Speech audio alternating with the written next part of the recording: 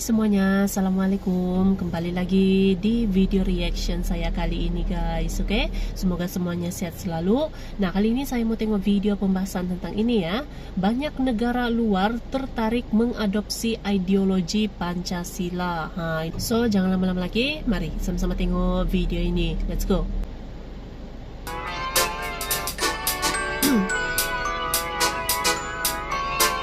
Banyak negara luar tertarik mengadopsi ideologi Pancasila. Ideologi Pancasila. Pancasila adalah ideologi utama. Selain itu, juga merupakan kristalisasi nilai yang ada di masyarakat Indonesia, karena masyarakat Indonesia ini adalah masyarakat yang berketuhanan, berkeadilan, yang mana memiliki tradisi bermusyawarah dan sepakat membangun kesatuan nasional. Untuk itu, masyarakat kita harus bisa mengimplementasikan nilai-nilai Pancasila dalam berbangsa dan bernegara untuk keutuhan Negara Kesatuan Republik Indonesia.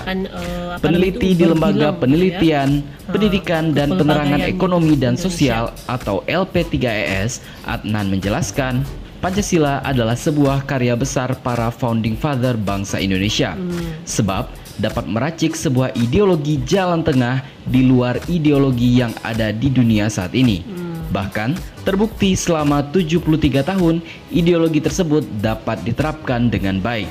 Meskipun dari sisi kualitas memang terus-menerus didalami oleh masyarakat kita. Pancasila ini sebenarnya punya suatu gambaran cita-cita masyarakat yang ideal, bahwa masyarakat Nusantara yang berpancasila ini sebenarnya masyarakat yang berperadaban tinggi. Dengan memiliki peradaban yang tinggi, maka sejatinya masyarakat Indonesia tidak perlu lagi menoleh peradaban yang lain, karena bangsa Indonesia merupakan adiluhung atau memiliki seni budaya yang bermutu tinggi.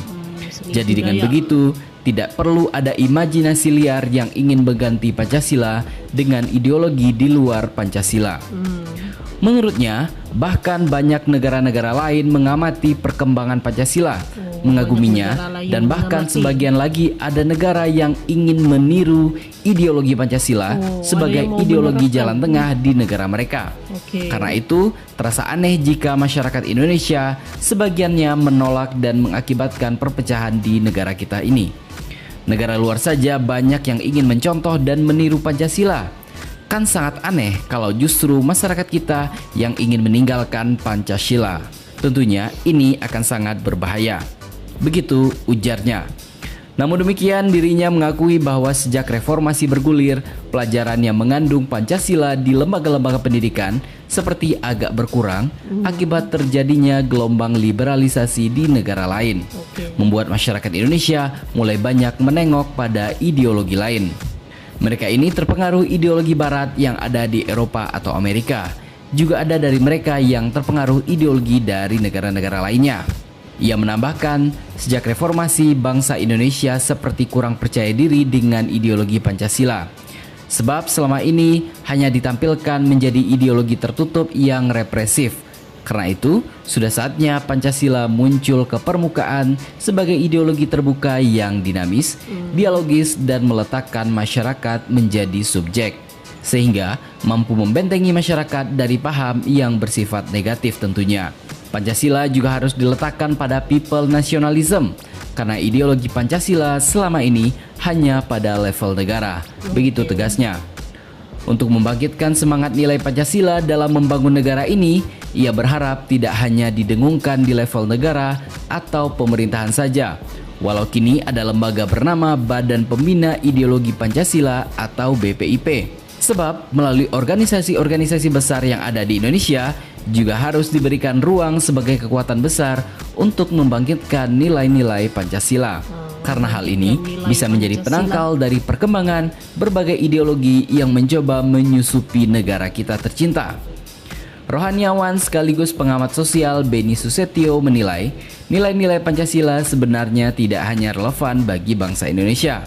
Kelima sila yang ada pada Pancasila menurut dia sangat relevan dipedomani oleh bangsa lain.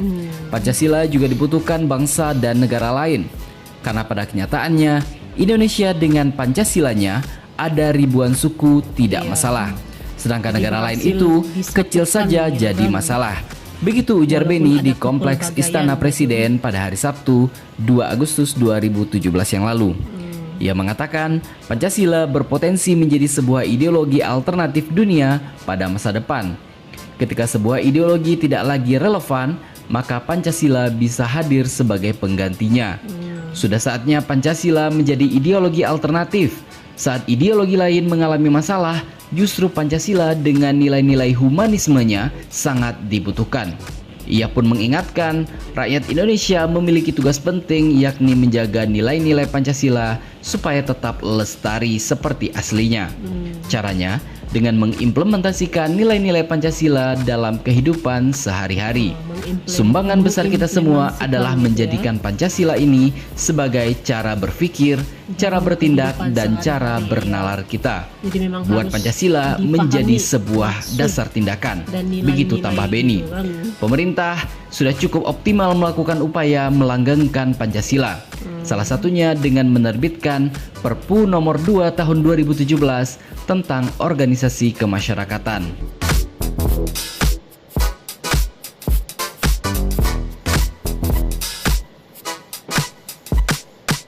Oke. Oke guys, jadi itulah dia video pembahasannya ini.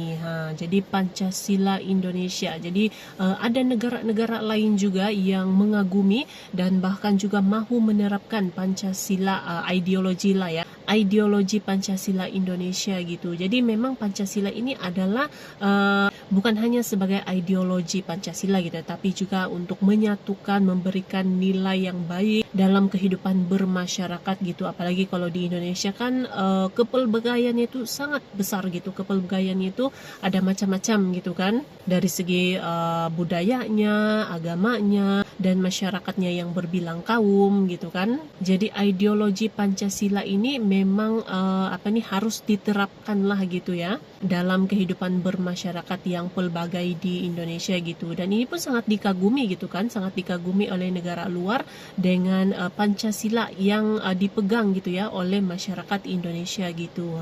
So terima kasih banyak sebab kamu sudah menonton video ini. Jangan lupa macam biasa untuk support channel saya dengan subscribe, like video ini, dan jangan lupa untuk komen juga. Oke? Terima kasih banyak dan kita jumpa lagi di video seterusnya. Assalamualaikum.